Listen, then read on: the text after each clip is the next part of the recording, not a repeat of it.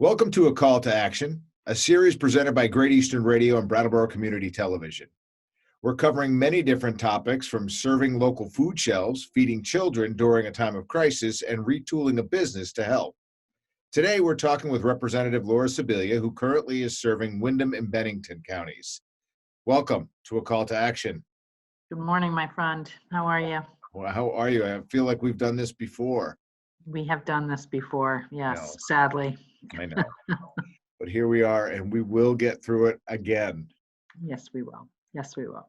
So let's start out right now with one of the more interesting things that I have seen that has been which happens right in your district. The town of Dover has been actively circulating a commercial assistance application for Dover businesses. What does that application process look like? So Dover is one of the towns that has the local 1% option tax, and they dedicate, and they have that on meals and rooms and sales. And so that's additional funds that come into the town. They get 70%, I think, of that. 30% stays with the state. So those funds, they dedicate for economic development. And the select board made a decision that during this time, they were going to allow businesses that had been operating in Dover to apply for and seek some financial assistance, and I believe it's in the form of grants, like up to maybe $1,000 a month for the duration of the emergency. And I think the thought is just to help keep, just to help. Yeah. So. There's a lot of these initiatives that have been popping up now within the towns in your district. Have you seen any other initiatives like this, or is Dover unique? So Dover's unique. I don't represent Wilmington, but Wilmington's right next door, and they also have the local 1% option funds. I believe they're doing a loan program at which they're able to turn out pretty quickly. Things like that you're able to get funds. When you're on the ground, you know who you're dealing with, and you're able to turn funds around pretty quickly. That's great.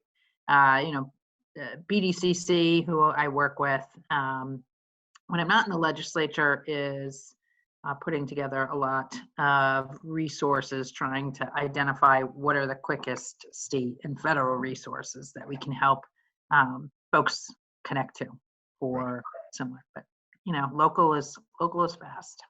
Yeah, it's been refreshing to see. Now, you and I have shared some times on different calls that have been more of a community-based action type of a call. And as this thing is constantly evolving and unfolding, and it changes, systems we put in place today may have to be completely retooled again for tomorrow.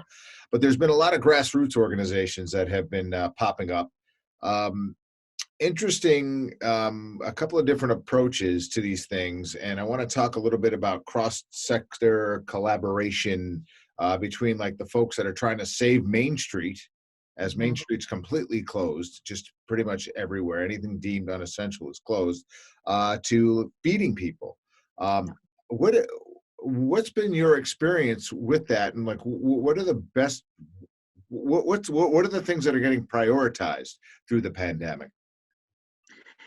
So I am hearing about locally. We've our SASH coordinator, Becky Arabella, has set up a food shelf in Dover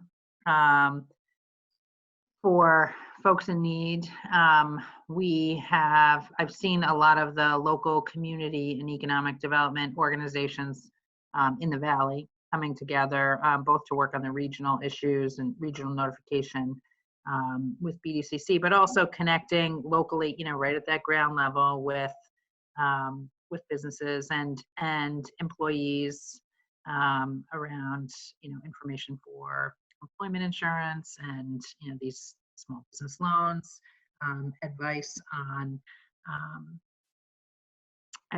on where to get additional resources. So I'm seeing collaboration. It's a really it's interesting, Fish. You and I spent a lot of time talking after Irene, and what's really interesting here is literally everyone is affected, And during Irene, you and I were running around to all these different places and checking in with folks and, seeing what they needed. And here, my behind is in the chair at my counter for, 12, 14 hours a day. And so in some ways, the world has gotten a lot smaller, but also it's really hard to just individually kind of check in. You're in these scheduled meetings. So it's an interesting thinking about the collaborations and what I can see happening. It's kind of limited in some ways what I can see. It's more like what I'm seeing digitally. So, for instance, I haven't been out driving around in town. Okay. Like stopping in at somebody's, and just popping in for 10 minutes. What's going on? Right. That feels like not what we should be doing right now, so. And it's not. And Right. it's the right thing. But I know for folks like you and I, we're very boots on the ground oriented people. And we'll move mountains, but we've got to take some of that dirt on our own backs and carry it. And so these have been difficult. These have been difficult times to in an era where you want to go out and help people and deliver food and do this and save your downtowns and do that. You're confined to a closet with a neat backdrop and hopefully talking to folks like you that are somewhere on a ground level and being able to answer questions. One of the I will tell you, one of the great things I think it's great. One of the things that I've been doing with my constituents is sending out coffee times on Monday, Wednesday, and Friday at 7 a.m. Who's going to show up. And that has been really interesting. And, try and keep it lower key. Let's have coffee. What are folks thinking about? I've had businesses, I've had our town clerks, I've had emergency managers, second homeowners, select boards, business people. And those have been good for me anyway, in terms of that, as I was speaking about before, being able to check in and see how things are going. So I'm looking forward to, for the extent that we have to deal with this, that continue. Right. So let's talk about your coffee, your coffee check-ins. If somebody is within your area, let's talk about your area. What are the towns that you cover in that you represent? So I represent Wardsboro, Dover, Searsburg, all three folks in Somerset, Reedsboro, Stamford, and a little bit of Whitingham. But I'm happy to. Folks are welcome to come in that want to connect, talk to other humans. Particularly in the Valley where you're likely to know folks. Right. Deerfield Valley. So folks from Wilmington and Halifax are also happy to have them come in. Or others. My daughter called in from Williston the first day, which was great. Yeah. It's just, how do we connect during this time? Connection is really important. So. Yep. It's hard when you're being encouraged to shelter in place and isolate as much as possible to try to keep information flowing is difficult. But not much different than Irene, where basically, lines had been severed and we were talking on crappy cell phone connections and things like that. Now, cell phone connections are a little different now. Broadband, though, is still posing a bit of a problem for you. And I know that we had a minute to talk about that a little bit. Explain what your frustrations are with broadband right now within your district. Well, Fish, I've been frustrated with the broadband issue for a long time and been working on that in the legislature, particularly with folks from the House Rural Caucus. A lot of our rural parts of the state still don't have adequate broadband, and some of them still don't have cell. I have, as I said, 2 towns that don't have cell. So what I think is happening is we are enlisting a lot of other folks to the urgency of that issue. It's becoming incredibly apparent as all of our students have been sent home and our workers have been sent home, that this is critical infrastructure. It's a fight we've been having at the state level with federal legislation for years. Should this be should this be regulated like a utility, or should we let the market regulate broadband? And we have market regulation, which is why we have nothing in the places where it's not profitable, Right. or next to nothing. So we're seeing people, kids in particular, we're seeing the inequities grow here. You know, the principals and teachers, God bless them, I know they're putting in place plans for all of our kids. You know, their kids are going to get printed packets and, you know, or park outside the library if they have to for online access. But, you know, once again, we're really seeing a big difference between what our kids are able to participate in, particularly in my district, rural areas, without good connectivity. So one of the bright sides, I hope, of all of this will be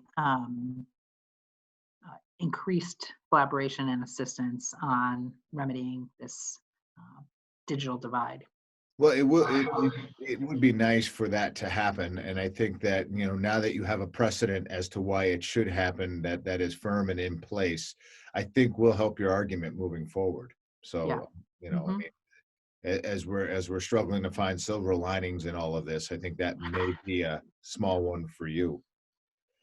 Yeah. All right, so we know that the social distancing has been expanded to the end of this month.